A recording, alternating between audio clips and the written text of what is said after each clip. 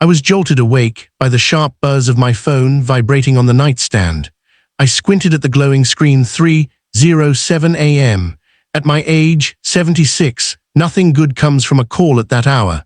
I expected a hospital, a neighbor, maybe even a wrong number.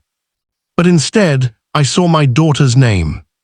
Dad, wake up, she said, her voice shaky, music pounding in the background. My card declined at the club.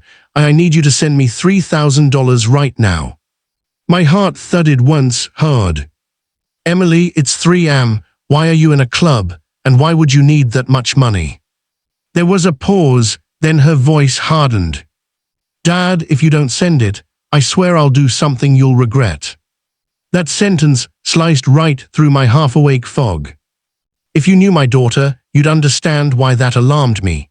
Emily was smart, brilliant even, but ever since losing her mother 5 years ago, she'd been drifting, too many parties, too many bad friends, too many nights stumbling home with regrets.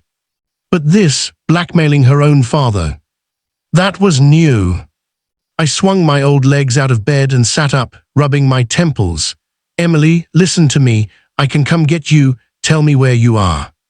No, she shouted. Just send the money. Dad, I mean it. Don't make me do something stupid. I felt something cold settle in my chest, not fear. Recognition.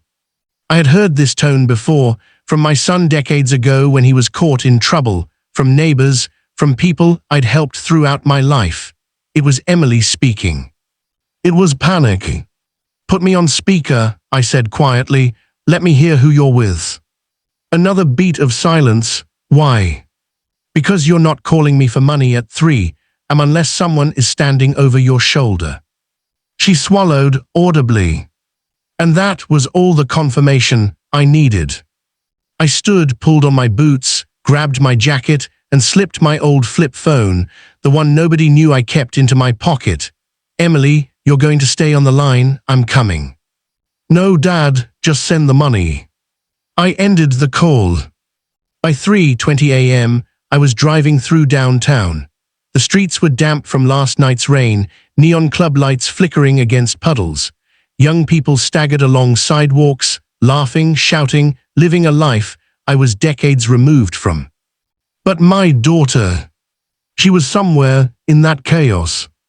I parked outside Club Mirage, the loudest, messiest place in the city, exactly where a girl in trouble would be. The bouncer eyed me suspiciously. A 76-year-old man in an old denim jacket didn't exactly match the clientele. You lost Grandpa, he smirked. No, I said, meeting his eyes with the same steady calm I'd used as a firefighter for 30 years. My daughter is in there, and she needs help. The smirk faded. Emily Joy, I added, tall, brown hair, white dress, possibly with people who don't have good intentions. He straightened. Yeah, I saw her. They dragged her toward the VIP lounge upstairs. Dragged.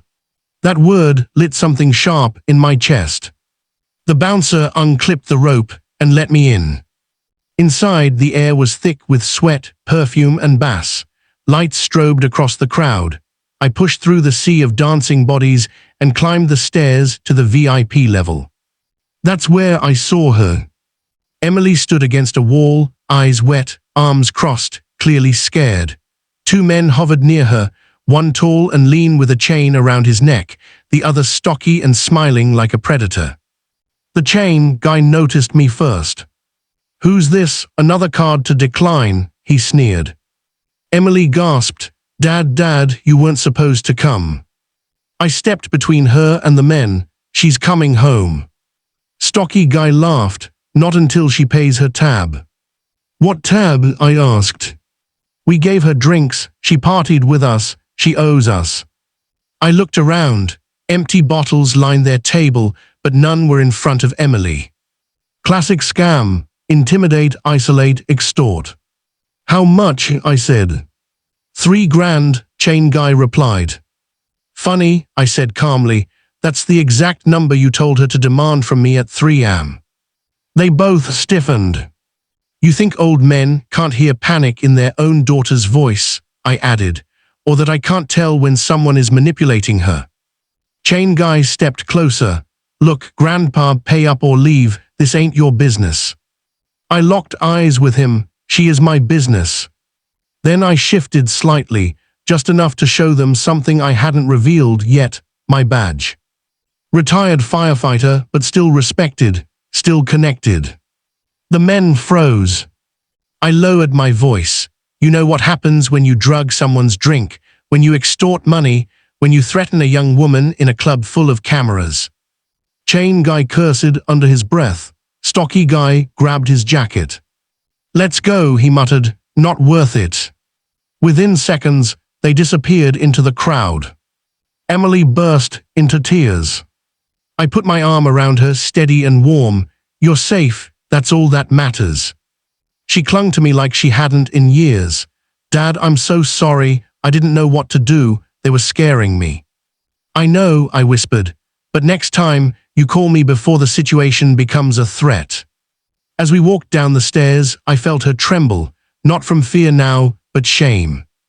Outside in the cool night air, she finally spoke. I messed up, she said quietly. You panicked, I corrected. That's different. The mess up would have been not coming to me. She sniffed. Why do you still help me, after everything? I looked at her, really looked. The girl who lost her mother, who tried to fill the void with noise and lights and people who didn't deserve her. Because, I said softly, a father's love doesn't clock out at 3 a.m. Her face broke, and she hugged me tighter than she had since she was a child. Dad, I want to get better, she whispered. That was the moment I had been praying for. I held her close, then we'll start tomorrow, one step at a time. She nodded against my shoulder. And as I guided my daughter into the car, the sky beginning to lighten with the first hint of dawn, I felt something warm and steady in my chest, a glimmer of hope. Grandpa Joy wasn't done raising his kids. Not yet.